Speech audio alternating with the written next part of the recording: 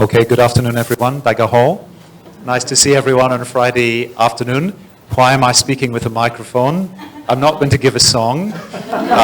It's because we're live streaming, okay? So we have to do all our questions, etc., with the microphone, but Professor Papatheodorou is all mic'd up, so he's okay. So thank you all for joining us, either here in 821 or remotely through live streaming, our experiment with live streaming. So before I do the formal welcome to Professor Andreas Papatheodorou, this is a DHTM distinguished lecture. So what is one of them? Well, in SHTM, we're very proud of the DHTM program. And I guess our Dean, Professor Chon, his idea was to help broadcast DHTM, which in the world is a fairly new concept. So we all know what a PhD is, but a DHTM being a professional doctorate in hotel and tourism management, at the moment this is the only one in the world. So we're different from the others, but for those of you who don't know, we have 200 students doing our DHTM. Over 100 here in Hong Kong and almost 100 in mainland China. So very substantial numbers. It's a very important initiative for us in building industry capacity. We have a lot of very senior industry people doing this program, and Benson, the head of Association of Corporate Travel Executives here in the front row, is an example of senior industry people. We also have many distinguished academics who are upgrading their skills. So DHTM is about building industry capacity here in Hong Kong, China and beyond, and it's also about building educational, scholarly capacity. Our program's been going for now over 10 years, since 2007, and we've had over 70 graduates. That's a lot of doctoral graduates. So China is a country with a big population, so to actually make a difference, you have to do things at scale, and that's what we're trying to do with the DHTM.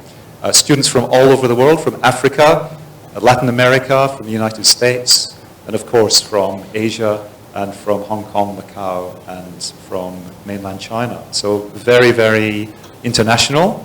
And we're delighted that Professor Andreas Papatheodorou has accepted our invitation to be our latest DHTM distinguished lecturer.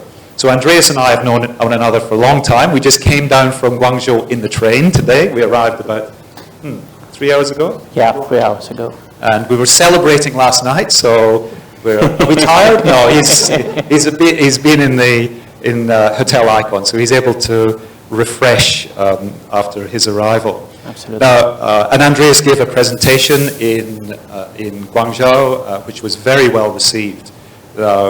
It's great on his topic, which is about international aviation in Hong Kong airport, to have an overseas perspective on what's going on. I mean, we all have views about Hong Kong airports, about aviation, etc., and some in the room have specialized in aviation. But Professor Papatheodorou has been working in this area for many years, and I think his qualifications are very impressive. So he did his master's at University of Oxford, and then that was in economics, and then PhD in geography, also from the University of Oxford. And a lot of your career has been in the United Kingdom, yes. At Surrey University. I think he was a colleague of Professor Haiyan Song when Professor David Airy was the head of school, I think you would say. Yeah. Right. So connection with other colleagues at University of Surrey, and also he was the executive dean at University of West London as well. But most recently, he's the professor of industrial and spatial economics. What's that? No, I'm not really going to ask you.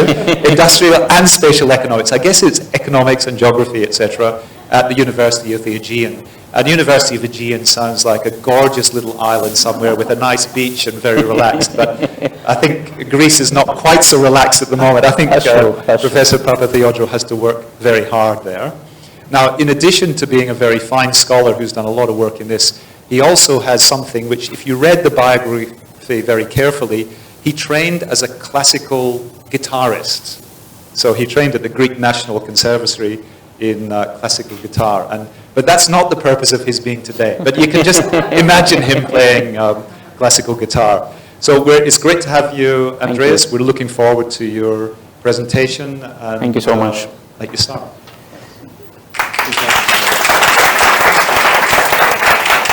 Thank you so much, Professor King, for this very warm and kind introduction. And it's a great honor and pleasure for me to be back to Hong Kong. Last time was in 2011, and I gave a lecture either in this very room or somewhere on another floor. I don't remember. But what I do remember is that the audience was very much interested in the topic, and we had some great interaction. And very much looking forward to your questions after my lecture. So what I'm going to present today is about the future of airport hubs in the presence of long-haul, low-fare airlines using Hong Kong International Airport as a case study. And starting with the title, I'm sure you have heard the term LCC, low-cost carriers. However, these carriers prefer to use a different term, which is LFA, low-fare airlines, because they want to promote themselves as having low fares. And actually, that's what really matters for the customer. The customer doesn't really care so much about the cost structure of an airline. They care primarily about the very issue of fares. So using the term low fares in terms of low cost, I think it's a more accurate representation, at least from a marketing point of view. So basically, I would like to start first of all with the inspiration, how I came up with this topic. And as Brian said earlier, we were both in Guangzhou, and I thought it would be wonderful to come to Hong Kong and give a lecture. My area of research is very much about the airline airport tourist destination authority relationship, and I primarily focus on Europe. And I could talk for hours about what's happening in Europe, but then I thought that most probably this would not be of great interest to you, although I do understand that we have a number of Europeans here. So I was thinking for quite some time about the topic to develop, and then I came across this in the news. That was about 2 months ago, and that was an advert by Scoot Airlines. I'm sure you know Scoot. Belongs to Singapore Airlines Group. It's a long-haul, low-fare airline based in Singapore. And if you are now in Greece, you will notice that they do put a lot of emphasis on advertising the new route to Athens. And I was very, very surprised. And actually, Athens is one of the very first routes of Scoot to Europe. Now, if we were back in 2006 or 2007, which is what we call the bubble years, the years where everybody was happy in Europe, and especially in Mediterranean Europe, like in countries like Greece or Italy and Spain, the economy was doing well, but it was before the financial crisis. I would say, okay, Scoot wants to introduce this route so that Greeks can go down shopping to Singapore. And actually, Air Arabia, I don't know if you have heard about this airline. It's a low-cost carrier or a low-fare airline in the Middle East. The first European destination was in Athens, and actually the very reason was primarily to fly Greeks from Athens to Sharjah.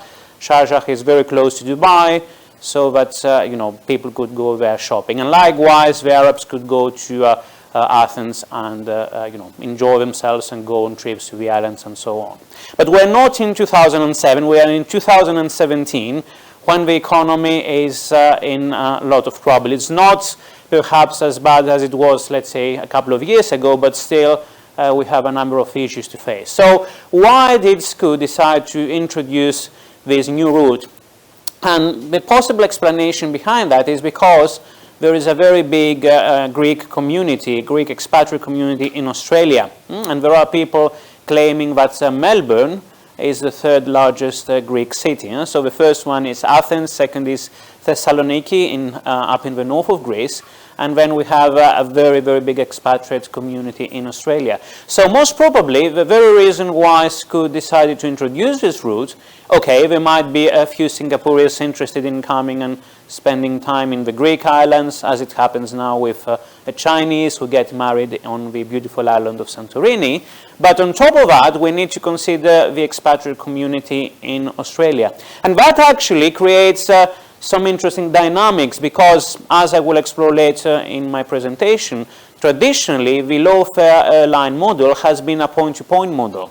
And now we see some digression away from it. So perhaps low-cost carriers, and now I use these two terms interchangeably, low-cost carriers and low-fare airlines, are not only interested in point-to-point, they might also be interested in what we call low-cost transfer or self-transfer. So that's something that we need to consider. Okay, so starting with the outline of my presentation, a bit of theory first of all, because I don't know how familiar you are with airline and airport economics, so I will first provide some rationale behind what we call the very existence of a hub and spoke network, and then I'm going to talk about the different airline business models. And my emphasis, of course, is going to be on low-fare airlines, first in terms of what we call the short haul and then the long haul. So short haul flights are usually up to 3 hours, between 3 and 6 hours. We're talking about the medium haul. Then over 6 hours is the long haul, and some people talk about the ultra long haul, which is over 12 hours. And obviously our emphasis is going to be on long haul low-fare airlines. However, we're going to see that until now this model has not been extremely successful, or where it's been successful, it has not been, let's say, a hardcore low-cost carrier model. It's sort of a hybrid one. So the big question to ask here is whether the long-haul low-fare airline model is doomed to fail. And I think that the answer is not necessarily. So I'm going to show you, at least in theory, why this model may prove sustainable. And then we move into our case study, Hong Kong International Airport, which in my opinion, and I think most analysts would agree, it's a success story. However, there are certain points of concern, and I'm going to focus on these very issues. Many of them are actually related to the future of Cathay Pacific. And finally, we will summarize and conclude. Okay, so let me start with some theory, Airline and Airport Economics 101. So let's talk about the advantages of the hub and spoke network. So the very idea of an airport hub means that you create a big base. So you usually have a flag carrier, or at least a major carrier establishing a base into an airport. They do need, of course, all the necessary infrastructure to do that. And then they have a number of different spokes. And the very advantages of the hub and spoke network are very much related to all the shortcomings of point-to-point operations. So just to put all the points and just try to put them in synthetically, I mean, point-to-point operations are obviously nice. When you fly direct, there's not so much hassle as in the case where you're anxious in order to get through your airports and find your connection in time. And we all know that sometimes we do miss connections, and then we might have some very negative chain reaction. On the other hand, however, we do experience problems with point-to-point, and in many cases routes are not that thick to sustain frequent operations, so we may end up having a relatively low load factor. The load factor in airline economics is the equivalent of the occupancy rate when we talk about hotel economics. So as a result, if an airline wants to be successful and sustainable, they would have to run an infrequent service. And imagine what happens if you run an infrequent service just to make sure that you fill up the aircraft, and then something happens and you cancel the flight. It could cause a lot of problems. So the very idea of a hub and spoke network is to create what we call economies of scale, and in the context of aviation is what we call economies of network. So what you do is you establish a base, that's what we call a hub, and then you have a number of routes emanating out of the hub and into the hub, which is what we call spokes. So the idea is that if you want to go from, let's say, city A to city B, instead of having a direct, possibly infrequent fly with low load factor, what you do is you don't fly direct, you fly indirectly through hub C.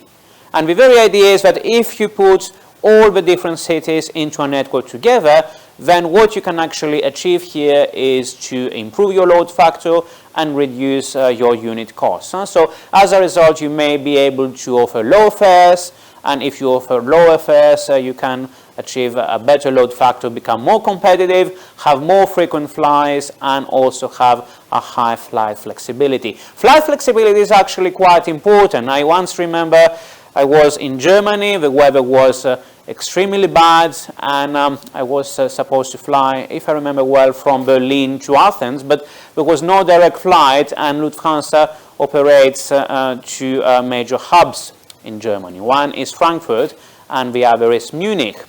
So actually, if I remember well, I was supposed to fly from Berlin to Munich and then to Athens, but because of the bad weather conditions, Munich airport was closed, and I thought that the whole thing would be cancelled. They told me, don't worry, we can fly you to Frankfurt, and then you can take another flight from Frankfurt out to Athens. And interestingly, it was the first time in my life that I arrived earlier than what was originally scheduled, just because the transfer time on my second leg, meaning from Frankfurt to Athens, was shorter than the Munich to Athens. And the very reason why Lufthansa was in a position to do that was this dual hub strategy, and also the very idea of having frequent services, so good flexibility. So the idea is that you create a multiplier effect, you create a whole set of infrastructure, a hub airport, and that's actually very good for you as in terms of making life difficult to new entrants. And because not everybody has the money and the space to invest in such infrastructure. And because if you really want to establish a serious hub, you are in need of thorough infrastructure. So again, from a corporate rivalry point of view, establishing a solid hub can actually act very well in terms of countering competition. There may be, of course, some anti-competitive concerns here, and whenever we talk about mergers in the airline industry, competition authorities always look at what we call hub dominance. But from a market strategy point of view, it does make sense for an airline to focus on that. So just to show a nice graph here, what we have on the left-hand side is what we would call a fragmented network. So that's the case where, as you can see, we have 6 cities, and it's a typical point-to-point network. So we use a typical formula that if you have an n number of cities, then what you would need actually is n times n minus 1 in terms of both origins and destinations if you want to connect all points on a return basis. So if you have 6 cities, what you would need is 30 different connections. On the other hand, if we talk about a hubbed network, the red point here is the hub, the blue points are the spokes. So as you can see, it looks much neater and simpler. So again, we still have n cities in our system. We have 6 cities, but in that case, all you would need is 10 connections. So as a result of cutting down connections from 30 to 10, this overall centralization process does bring economies of scale and reduces unit costs. So it makes airlines happier, and possibly passengers as well, in terms of reducing fares, in terms of having a higher frequency of services. What I've just described is applicable at both domestic and international levels. But if we were to talk about Hong Kong, obviously what really matters here is the international level. And hubbing is actually quite important at an international level when combined with what we call 6 freedom traffic. Now, when we talk about the so-called freedoms of the air, these are very much related to the international regulatory system of the air transport industry, established back in the mid-1940s after the Chicago Conference. So at present, we talk about 9 different freedoms of the air. I'm not going to make a Trivial Pursuit quiz here. I'll just stick to the 6, which says that a carrier can pick up passengers from a state other than its own and deliver them to a third country via home. And actually, this is a real example. So the Cathay Pacific codes that you see here do actually exist. So the very idea is that, do you know these codes, J and B? What's that? Any ideas? Yeah, it's Johannesburg, correct, and MNL is Manila. So the idea is that you want to fly from Joburg, as the locals say, to Manila. There's no direct flight. you would need a hub. And Cathay Pacific does offer this solution. So the idea is that you could get a Cathay Pacific flight, CX 748 from Joburg to Hong Kong, and then you would fly out again to Manila with flight 901. So essentially the sixth freedom is a combination of what we call the fourth and the third freedom. The fourth freedom allows you to fly people from another country back home, so that would be related to this leg here. And the third freedom allows you to take people from your home to another country. So Cathay Pacific home is Hong Kong, and we fly people out to Manila. So using sixth freedom traffic is very, very important, and makes the whole idea of hubbing operations quite strategic. And talking about strategy, we should not only think about operations, we should think about what we call urban development. And Casada, who is regarded as a major researcher in what we call the idea of an airport city and the idea of an aerotropolis, presented this very nice graph a few years ago. So the idea is that if you manage to create a big airport, then first of all you can create what we call an airport city.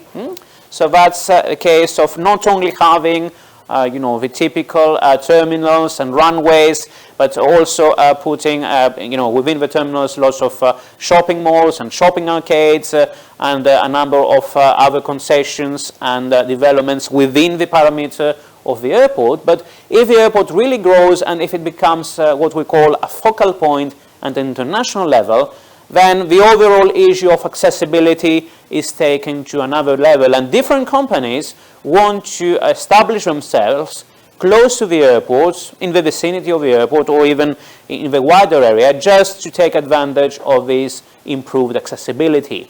So you wouldn't see only shopping malls, as is the case in a number of airports. You would also see research parks.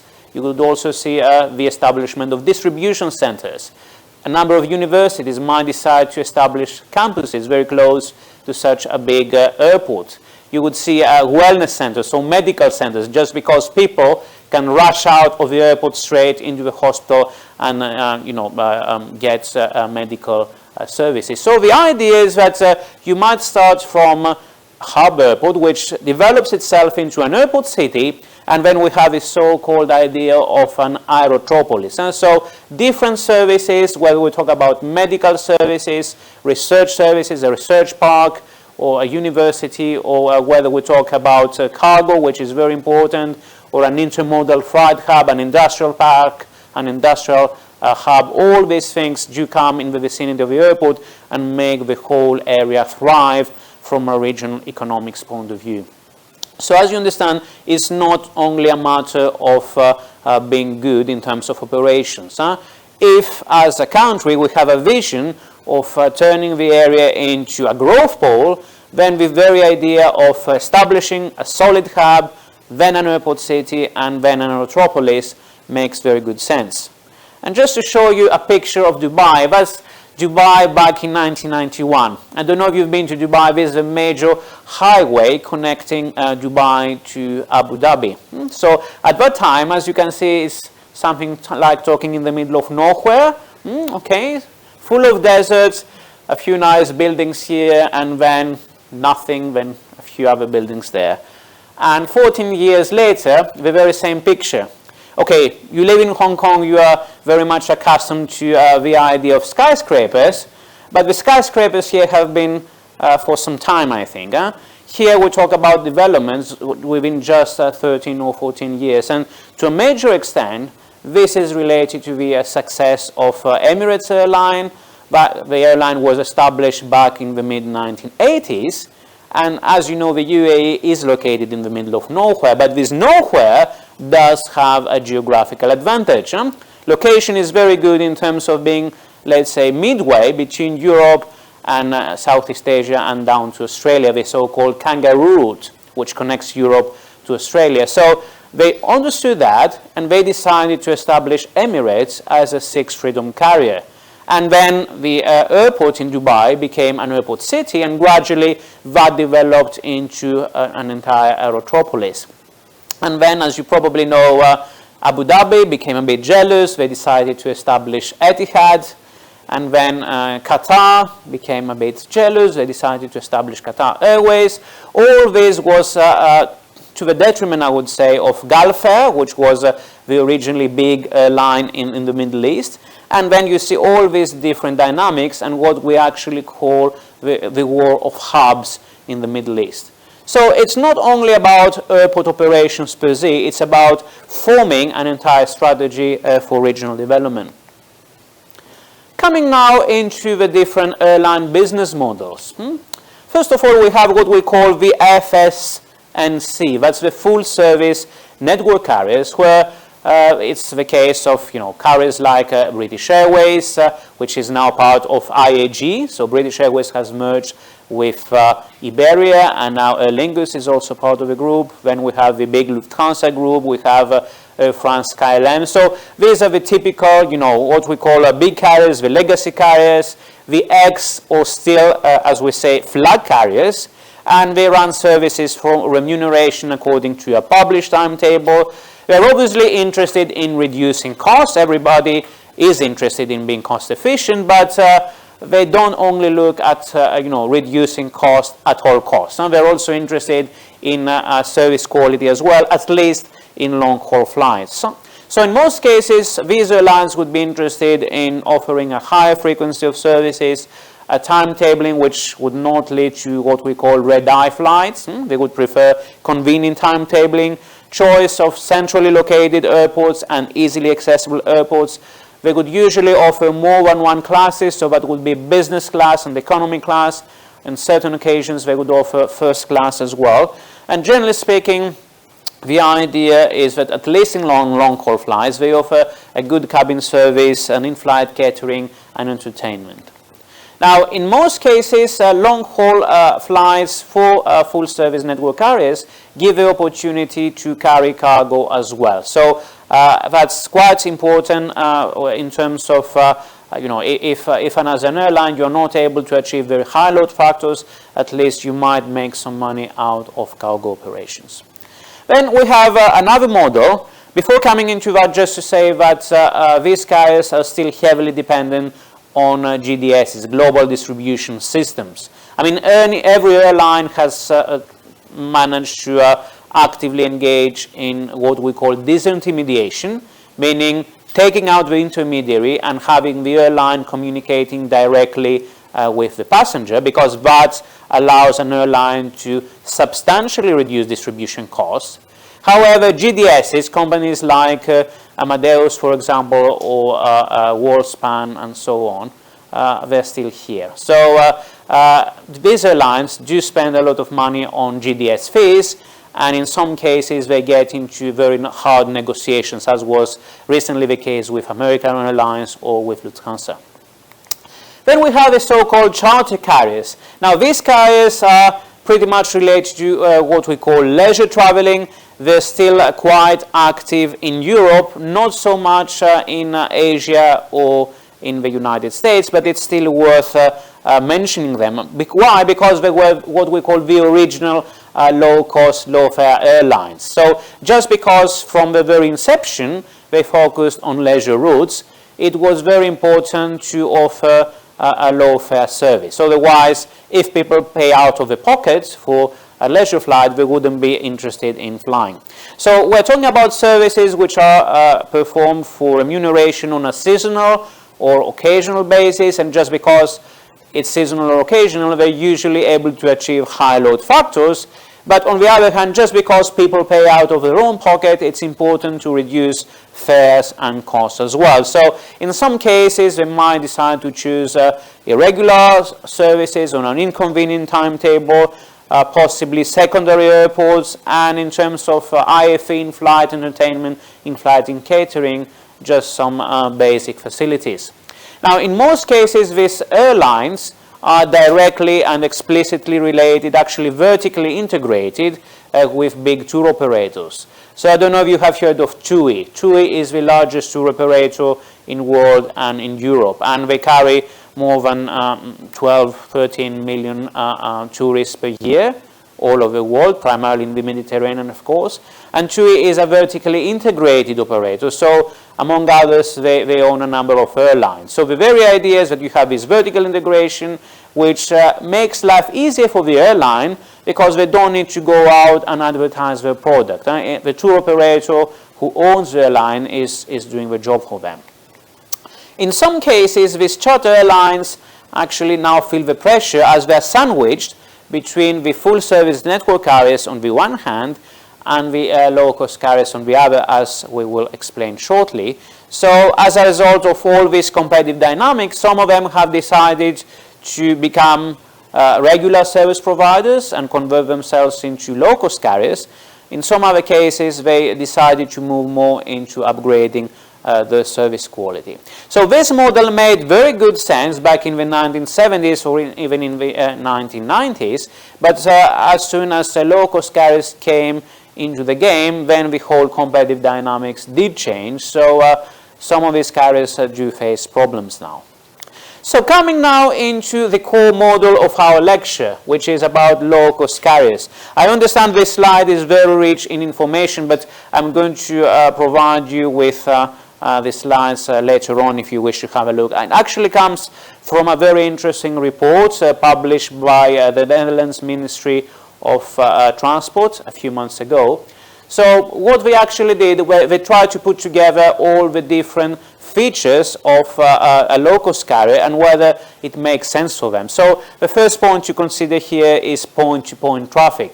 Now, if you remember, I mentioned earlier that point-to-point does have a number of disadvantages, hence full-service network carriers decide to follow on hubbing. Remember, however, that hubbing requires heavy infrastructure, and it's a very nice model, but if things go wrong, they can go really wrong. Remember what I said about the chain reaction. Now, this is a model based not on service quality. This is a model based on cost reduction. Cost reduction goes together with simplicity. So if you want to keep things simple, you cannot really afford a hub-and-spoke network, not at least as encapsulated by full-service network carriers. So the very idea here is to focus on point-to-point traffic, which is simple. And if we talk about thick routes, meaning routes that are expected to be heavy in traffic anyway, then you can still expect to have a high load factor and hence be able to achieve a lower unit cost compared to other cases. So the idea is to do what we call hub bypassing, focus on point-to-point services, and make sure that you focus on thick routes or at least on routes that can sustain a good level of traffic. And this brings us to the second point, which is about high-density single class. Full-service network carriers, in most cases, they would have two classes, business class and an economy class. Now remember, here the emphasis is on cost. Ideally, what you would like to do is squeeze as many seats as possible in an aircraft, because that would allow you to take advantage of what we call economies of scale, and more specifically economies of density.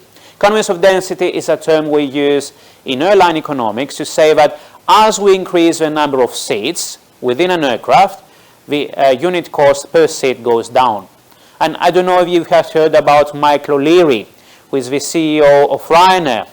And a few years ago, he came up with an idea, which was, well, what about removing completely the seats out of the aircraft? Because if you remove seats out completely, then you can fill a very good number of people, let's say within a short-haul aircraft, like a Boeing 737 or an A320. And actually, Ryanair is in talks with ICAO, which is the International Civil Aviation Organization, to see whether this would be compatible with safety regulations. Because, as you may appreciate, if people stand still, that might be a problem. But from a marketing point of view, Michael O'Leary said, if you look at the UK and if you look at suburban trains, people would be happy to stand still for, let's say, 45 minutes or up to an hour and pay £40 return for such a thing.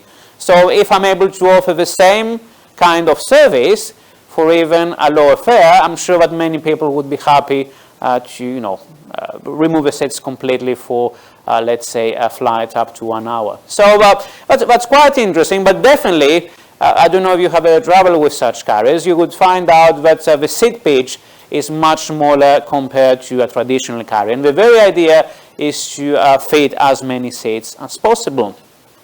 Then it's the whole idea about having a homogeneous fleet. Again, remember, the idea here is to be simple, and low-cost carriers don't like trade unions very much either. So the idea is if you have a homogeneous fleet, then everybody can be substitutable. If a pilot turns sick, or if a pilot turns, decides to strike, then you can easily get another one without any further retraining and put them into the aircraft. Or again, if you are a big low-cost carrier and you can, let's say, buy 200 or 300 of Boeing 737 or an A320, then you can have some serious bargaining power over the manufacturer. So as a result, the price for spare parts and for maintenance would be lower. You would be able to take advantage of your bargaining power. Again, you manage to reduce possibly your overall costs and also your unit costs. And when we get into no frills, you wouldn't expect them to give you caviar or champagne on board. Actually, you would have to pay for all these different bits and pieces. And we actually have what we call the whole emphasis on ancillary revenue. So they would give you a very, very basic product, which is about flying from point A to point B, and then whatever else you wish to have on top of that, meaning if you want to check in a suitcase, or if you want to buy a lemonade, or if you just want to listen to some music, or eat a sandwich, you would have to pay extra for that. And that makes life easier for them, and perhaps it might be more transparent from a customer point of view, because it gives you the freedom and the flexibility to buy the services you like. Provided, of course, that everything is clear enough and that you don't end up paying a price which is superbly higher to what you originally expected. Then it's about high fleet utilization and fast turnaround. Low-cost carriers are very much interested into asset sweating and having aircraft flying as much as possible. And the idea is that we do need to have fast turnaround time. So as soon as the aircraft lands, then everybody is pushed out of the aircraft quickly, so that people can come in and live again. And Ryanair, for example, has insisted on using airports that have runways which are at least 1,500 meters long. And why is it so? Because they always ask the pilots not to push brakes too much. Because if you push brakes too much, then they would heat up, and you would need more time for them to cool off before flying out again. So the idea is that if you have a long runway, you can take it easy. You can just slow down without any problems, and you would be able to achieve a faster turnaround time. And that's actually the reason why many of them use secondary airports as well, because airport fees in that case are much lower, and actually Ryanair or other carriers might indirectly ask airports to subsidize them. That's a very big issue in Europe. But again, because traffic congestion around and also within these airports in terms of airline traffic is low, so they may be able to achieve a higher turnaround time, a faster turnaround time. No cargo operations, because cargo means logistics. Logistics means an advanced level of service, but you lose simplicity. And remember, the emphasis here is on simplicity. Low labor and overhead costs. Many of the older airlines did suffer from what we call legacy issues. So in the past, flying was a kind of a luxury, and people who were working for airlines were treated really, really well in terms of salaries, in terms of pensions, in terms of other perks. And many of the big airlines now, many of the old ones, do face an issue because they do run very big deficits in the pension schemes. And they're also stuck in terms of being obliged to continue the salary policy of the past. That's not the case here, because most of these airlines were start-up operations, so they started with what we call a tabula rasa, with nothing on the paper, so starting from scratch they were able to dictate much more beneficial terms for them, obviously to the detriment of the staff. But on the other hand, this does mean that the overall labor costs and the overhead costs are lower. And from the very beginning, these carriers did focus on disintermediation and directly contacting the customer and reducing the distribution costs. Now, many of these airlines have eventually decided to collaborate with GDSs, but still they believe that putting the emphasis on direct communication is important, and generally speaking, the distribution costs remain lower. Traffic generation is also important. If you look, for example, at Ryanair, where they fly, you would realize that people have rediscovered Europe. So in many cases, they fly in the middle of nowhere. But the very reason why they are successful is because as a result of low fares, really, really low fares, they manage to attract additional traffic. And the very reason is that they perceive yield management and revenue management not in terms of the fare as such, but in terms of all the ancillary services they sell. So many of these airlines don't just sell tickets. If you go into their website, you can also book a hotel, you can rent a car, you can buy insurance, you can do many other things. So they eventually become like travel supermarkets. So the idea is that they capture you as a customer by offering a very low fare, and then they bombard you with a number of different services. So they might not make money from the fare as such, but they may be able to make a lot of money out of commissions. So it's like a travel supermarket.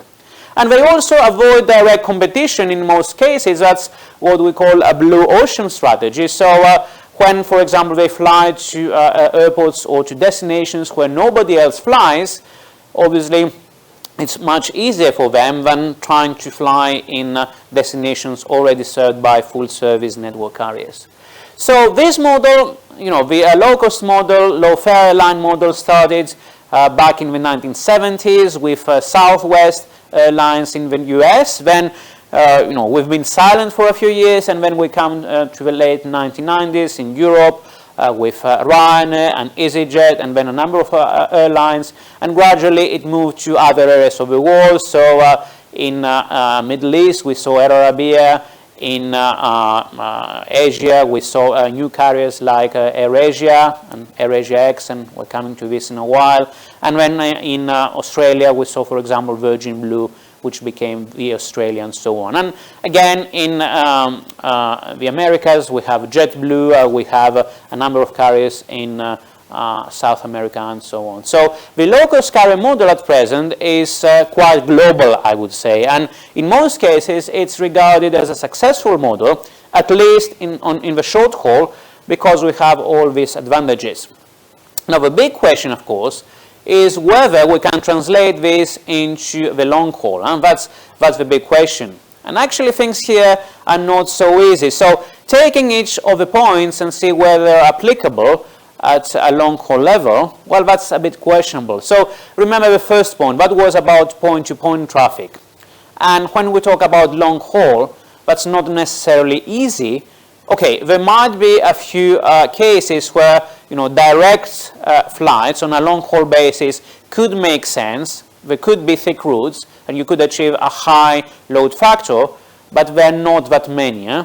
When we talk about long haul, if you want to have high load factors, you need some feeder traffic. You need to get people from other places, from other destinations, put them together into a hub, and create what we call a hub-to-hub routes, which could be related to a high level of traffic. But that brings us back to the hub-and-spoke network. If we are to talk about point-to-point traffic on long haul, okay, that might work, but it's becoming more difficult, just because achieving high load factors might be more difficult in that case.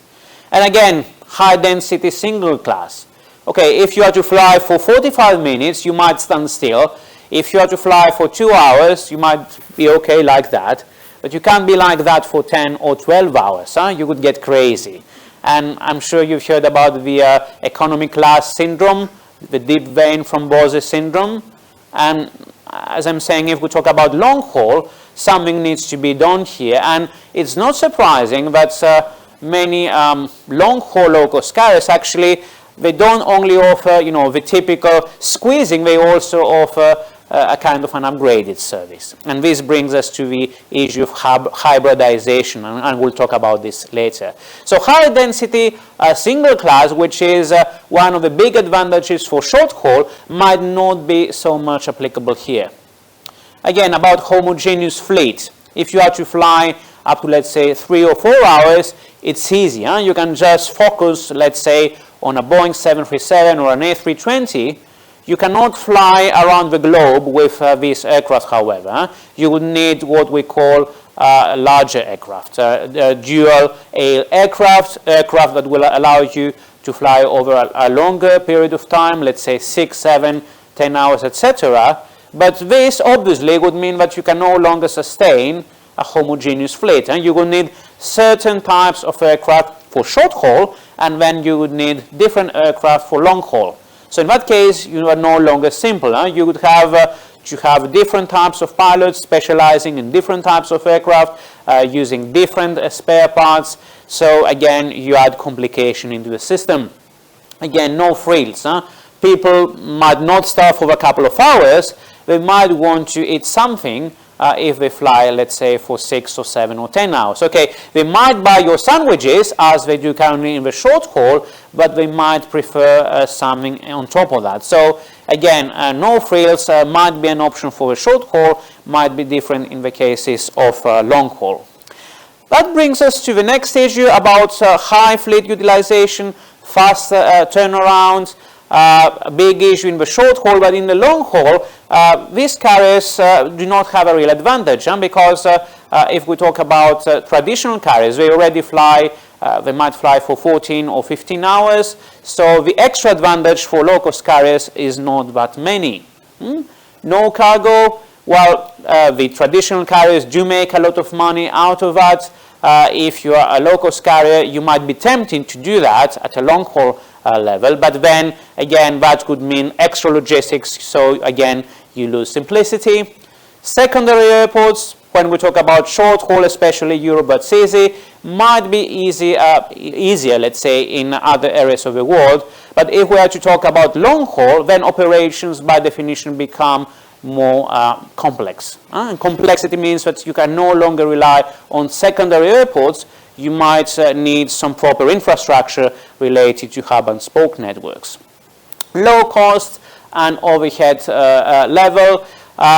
Okay, if you manage to do that at a short haul, you might do so at a long haul level as well, but full service carriers might follow suit eventually, and the same case is for distribution and traffic generation. And avoiding direct competition is extremely difficult here, because this is a bread and butter of full service network carriers, and flying out of hubs to different spokes, and eventually very much focusing on this issue.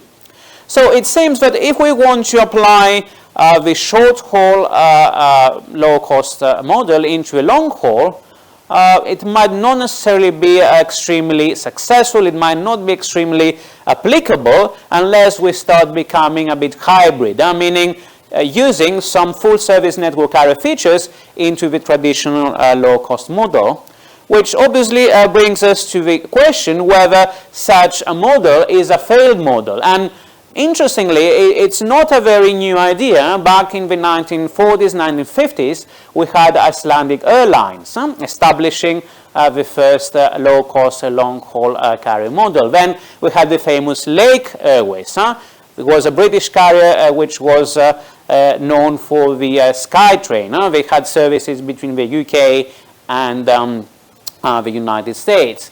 And in the mid-2000s, we had Zoom Airlines in Canada, and as you probably know, here in Hong Kong, we had Oasis Hong Kong Airlines, flying to Vancouver, flying to Gatwick. It didn't work out. All of them eventually went bankrupt. So the question is, does it really make sense to talk about such a model? Well, it seems that, okay, there are always issues, but not necessarily. It's not necessarily a failed model. So in some cases, some of these airlines do actively manage to reduce labor costs. So a good example now is Norwegian. Norwegian has started operations between Europe and the United States. So it's becoming a long-haul low-cost carrier, and it's actually doing quite well because they managed to use a lower base in terms of the cost as well by particularly lowering the cost of cabin crew. Then we also have technology which might help such carriers. So opportunities arising as a result of having extended versions of short-haul aircraft. So as a result of having extended versions of the 737 or possibly of the Airbus family as well, aircraft that were typically used in the past only for short haul can now also be used for medium and or possibly also for long haul. So in that case, you might still achieve an homogeneous fleet, and that would save you from trouble. And finally, we have developments in the so-called self and low-cost transfer. So what a number of low-cost carriers are doing, they give you the option and they actually show you how to do the self-transfer yourself. So you would get your suitcases as soon as you arrive into a base, and then you would recheck them, but they make your life as hassle-free as possible. So that would be called a self-transfer strategy. A number of airports like in Milan, for example, or elsewhere, they also participate in this exercise. Milan became very active into that when Alitalia started having problems and they switched out of Milan, so having a hub-and-spoke strategy was no longer applicable there. And it's also related to low-cost transfer. So if we talk about Air Arabia or AirAsia or Cebu Pacific or other airlines, they increasingly get into this context as well. So all these may prove to the benefit of long-haul low-fare airlines, and airports can actually participate in this as well. So they can make life easier to airlines, they can make life easier to passengers as well. And what many hub airports have actually decided to do now is to introduce low-cost terminals. So in addition to offering a nice level of service for traditional full-service carriers, they also offer now a new type of service, more basic level of service for this sort of carriers. Coming now into the case study, and I'm aware of the time, but I think we all have the background to move a bit quickly. So now we're talking about Hong Kong International Airport. So that's a nice picture, and just to show you some statistics here, it's definitely a success story. According to the latest statistics coming from airline business, it's number 8 in the world in terms of total traffic, about 70 million passengers. And what I have with the blue lines here are the two main competitors in the vicinity. So this is Shanghai and Guangzhou. And if we talk about at an international level, I think the closest rival to Hong Kong in terms of the overall concept is Singapore Airport. And as you can see, it was number 17 with about 58 million passengers. However, if we talk about annual change, for Hong Kong it was about 3%, whereas for Singapore it was about 6%. So do bear in mind that Singapore is growing at a faster rate. And again, if we talk about the top carriers, Cathay Pacific has a joint share of about 41%. 42%, we put together Cathay Pacific and Cathay Dragon. Second airline here is Hong Kong with 10%. If we put Singapore, as you know, they also own Silk Air and Tiger Air, so more or less we reach a similar kind of share. So both airports are heavily dependent on the main carrier or on the main group as well.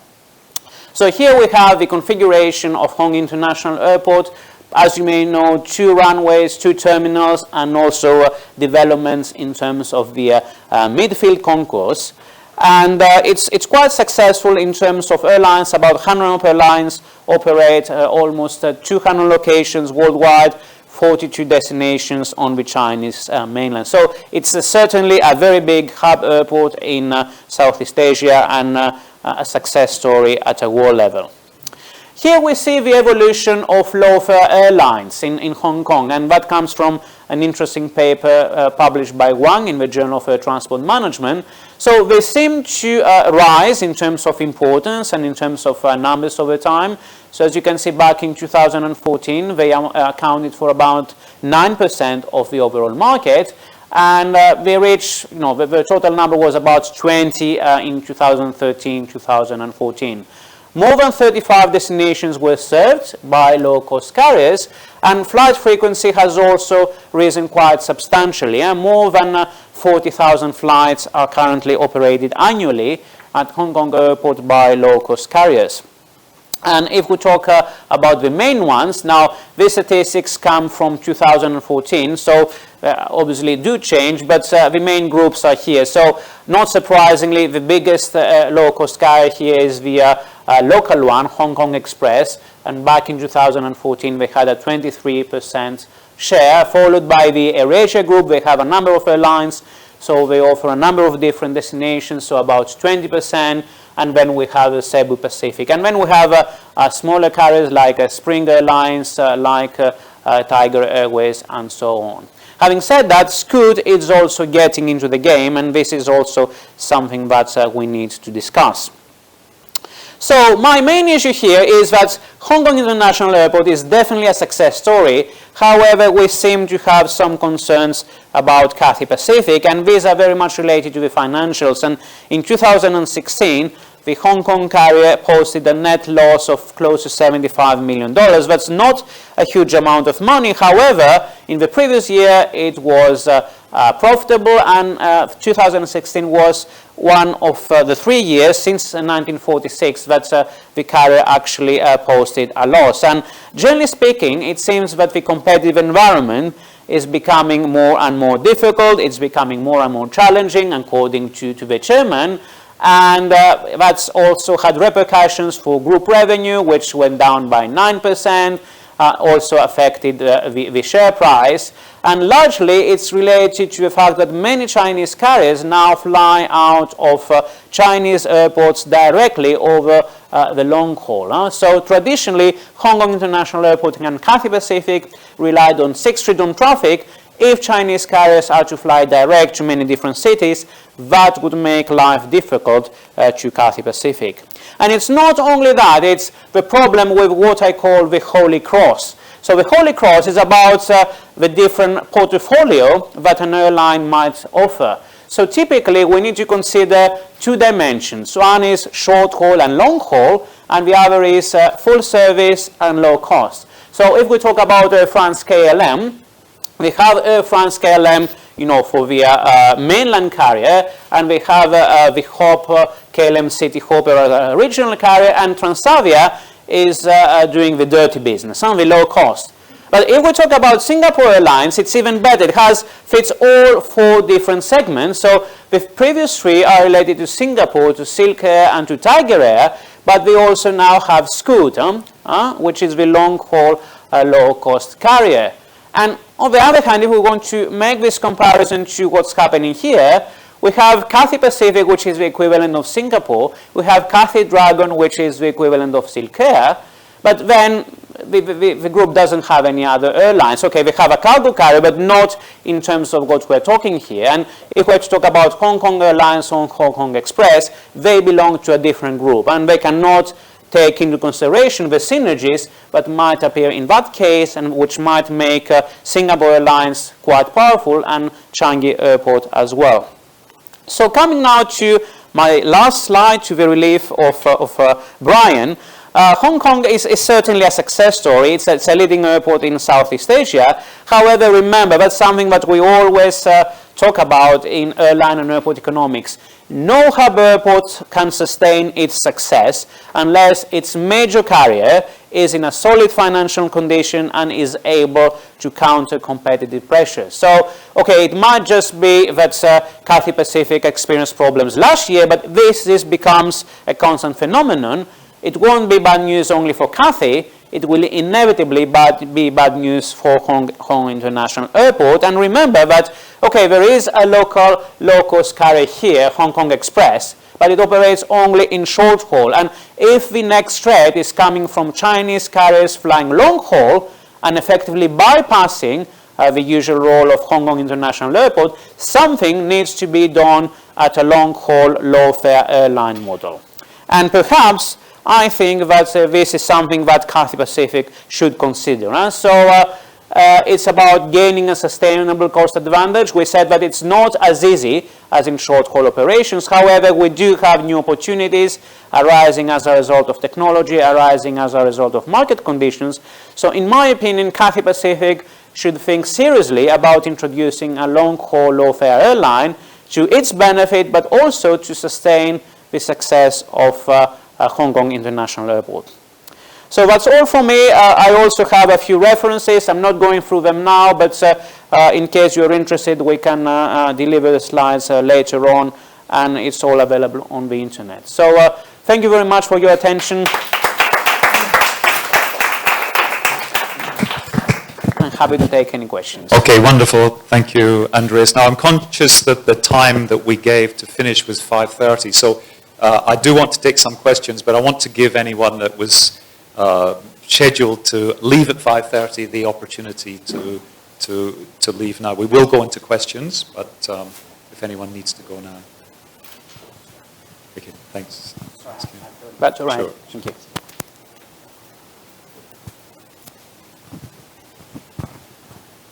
Okay, so first question from Christina.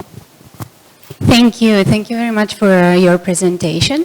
When you presented the article written by Wang, you explained how Hong Kong Airport low-cost airlines account for 20% of the traffic at Hong Kong Airport. 22% is Hong Kong Express out of the total low-fare traffic in Hong Kong. Okay. But in percentage of the whole traffic at Hong Kong International, it's about 10%. Mm-hmm. So would that be a low percentage or a high percentage compared to other international airports? I mean, generally speaking, it's relatively low. If we're to talk about a typical hub airport, it's, I would say, on average. But you have to look at the longer term. I mean, a number of airports now do establish low-cost terminals. I mean, Hong Kong is already into this business. They have Terminal 2, as you know, which is primarily for low-cost carriers. And the idea is to take better use of this case, not only for short-haul flights, but also for long-haul. Most airports, including Hong Kong, they eventually suffer from capacity problems. And in that case, you have to make a better use of your slots. Airport slots are the time you need to take off and land. And in most cases, it's better to use them for long-haul flights rather than for short-haul flights, because usually long-haul flights are more profitable. Okay, Benson. Thank you. Wonderful presentation. Thank you very much. I have a question about alliance, actually. Mm-hmm. Now, in the whole world right now, the three most important alliance of legacy carrier, mm-hmm. One World, Star Alliance, and SkyTeam. Mm-hmm. Now, three of them, they put in a lot of effort for, servicing the client, mm-hmm. particularly business client, right? Like lounge access, like coach sharing flight, like check through of services, etc. They provide premium service to make the business traveler nice, so mm-hmm. that business go to them. Now, last year, we see a scenario that low-cost carrier mm-hmm. also set up alliance. With Value Alliance. Exactly. Mm-hmm. Value Alliance, U-Fly, etc. Some airline that you've mentioned, Scoop, Vanilla, Cebu Pacific, they are all value. Yeah. Exactly. Mm-hmm. Now, what's the rationale behind? Is that contradictory to what you've just said? Simplicity? What's the rationale? Thanks. Well, it's very much related, a very good question, and thank you for that, very much related to low-cost transfer. So obviously they are not interested in offering the lounges or the gold cards or all the nice and posh perks to the clients, but if they can offer a simple yet solid low-cost transfer, that would make a good sense. So they might get more into code sharing, which has not been the case in the past. They might develop at least some basic interline transfer, and provided that they can keep the costs at a low level, they can offer a good alternative to strategic alliances. I mean, strategic alliances originally emerged as a backdoor to deal with the problem of protectionism and inability to merge with other airlines. But increasingly, they offered a very good strategy for traditional carriers to counter the problem of low-cost carriers, because they capitalized on the network, which was traditionally not what low-cost carriers are doing. And the reason why we have now U-Fly and Value Alliance is the revenge, let's say, of low-cost carriers and the counter-reaction into what SkyTeam or Star Alliance or One World Air is about. And the focus, in my opinion, is going to be on low-cost transfer. If they don't manage to do that, then there's no point in having such alliances. Thank you. Thank you. Thanks, Andres. Bolan? No, lady first. Thank you very much, Professor, for a very insightful presentation. My question is regarding to the full-service airlines in general, and especially those one that doesn't have the subsidiary to be a low-cost carrier or for a long-haul low-cost. We see from the case of Cathay Pacific as an example that actually just last month, if I'm not wrong, that they cut off the jobs. So that means that the competition is very severe. The cost structure of the airline industry in general is very high, but now the full-service carrier have to compete with a very low fare in order to compete with the long-haul low-cost and low-cost carrier. So my question goes to you that, in your opinions, I would like to listen to your thought that is there any particular or the way of the strategies that the full-service carrier can, apply in order to sustain the business in these tight competitions? Thank you for your question. As I said, in the short haul, I don't think it makes sense anymore to offer a traditional level of service. And most, full-service carriers have even decided to scrap the service completely or just offer a sandwich and so on. In the long haul, it might be different, but it has to become much more efficient. So one way to make things more efficient, for example, is to pre-order your meal online. A number of airlines have started getting into that and actually make it obligatory for people. So when they check in, they should also pre-order the meal online, so that everything is pre-arranged and everything can be reduced in terms of waste and in terms of food preparation and so on.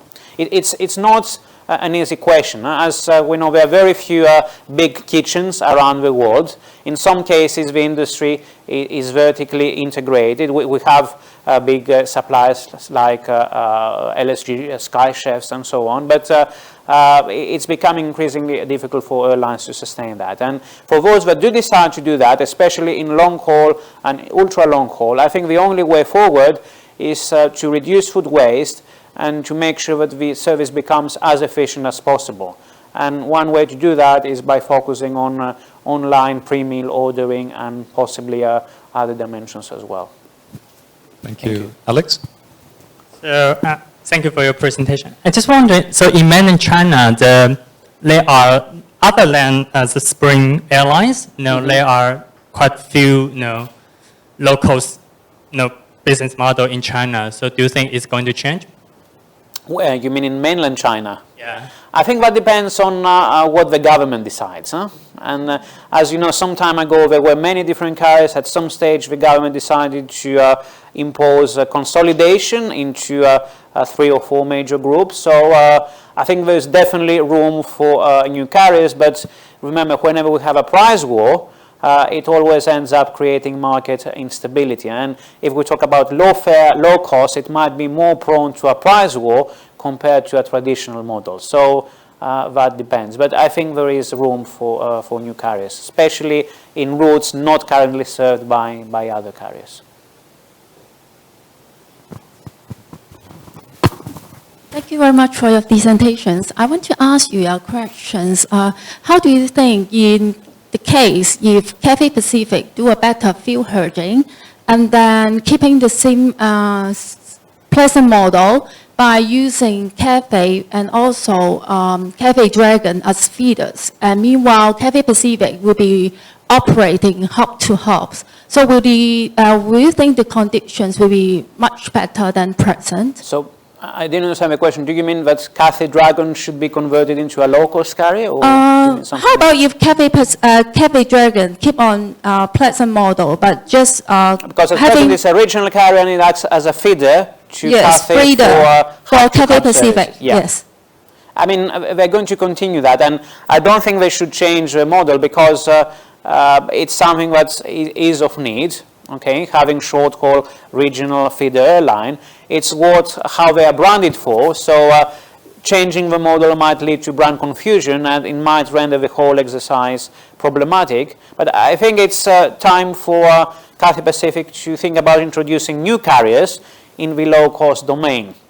Of course, there might be some labor issues. For example, when Air France was very much interested in introducing a long-haul, low-cost carrier, but there were huge reactions from the trade unions because they thought that everybody would go into lower salaries and a different salary structure. And that's one of the reasons why it's difficult sometimes for traditional carriers to introduce low-cost subsidiaries, especially in the long haul. But given that Singapore Airlines has already started this game, and given its affiliation with Changi Airport and its growth rate, I think that something needs to be done. And especially given the mainland Chinese pressure with direct flights out of China to long-haul destinations.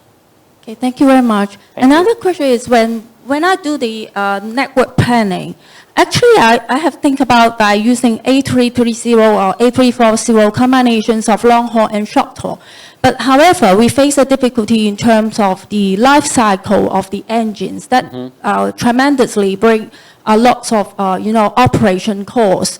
Whenever we think about swapping of aircraft using different models, that may be another issue as well when we think about by using semi-long haul aircraft by using for short hauls. That will be another issue that when we calculate like operating an aircraft by using long haul aircraft but using for short haul models.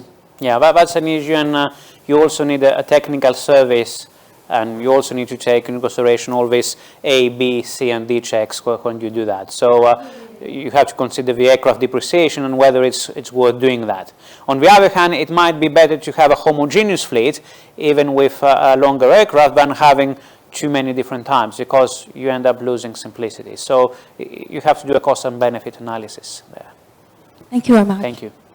Okay, I've got a couple of questions, but I'll just ask you one of them in the interest of time from our excited viewers. There are several international airports in close proximity to Hong Kong, notably Shenzhen, Guangzhou, and Macau. Is this a threat or an opportunity for Hong Kong? Okay, that's an interesting one. Well, I think it can be both. So first of all, it's at present it's not a big threat. So definitely we might have a problem of hub bypassing, but if we're to talk about proper hubs, I think that Singapore is the closest equivalent to Hong Kong. Now, if in the future we see the development, let's say, of a hub airport in Shenzhen or in the vicinity, obviously that's going to be a problem. And that's why I think it's now time for Cathay Pacific to act on time by introducing a long-haul low-cost carrier. It's also an issue of intermodality. So perhaps an issue that we need to consider here is how Hong Kong International Airport can connect to other cities as smoothly as possible. We already see that such connections exist, but with the advent of high-speed rail and possibly better maritime transport, that might be the case. Otherwise, we might have a problem that we now face in the Middle East, whereas within a 400-kilometer radius, where you have Emirates Airport, in Dubai, you have Qatar Airways, and you have Abu Dhabi with Etihad, which is becoming a war of hubs and becomes quite difficult. Okay, thank you, Andreas. So once we start talking maritime, we talk fast rail, we could be here for weeks. So we haven't got weeks. So I think I'm going to conclude the presentation now. Andreas, that was very fascinating. Thank you. Andreas obviously is just done with us Economics 101 from Oxford, but we've also had a lot of very practical discussion. And Tammy's worked in airports in many different places asking technical questions as well. So we've had some very practical, but we've also had some really great theory. And I think the other thing we can take away with us is when we go to Hong Kong Airport, we can think about all these different things that we've seen up on the screen and contemplate that as we slide our way through low-cost carrier, different hub airports and so on. So lots of things to think about. So Andreas, thank you so much for your presentation. Can we give Andreas a big thank you? Thank you very much. Thank you. Thank you. This being Hong Kong and this being PolyU, we have to have a what do we call it? Ceremony. Oh, that's great. So this is a Thank you so much. professor, distinguished professor for a day. Yeah. Okay, that's great. Thank you. I'm greatly honored. Thank you.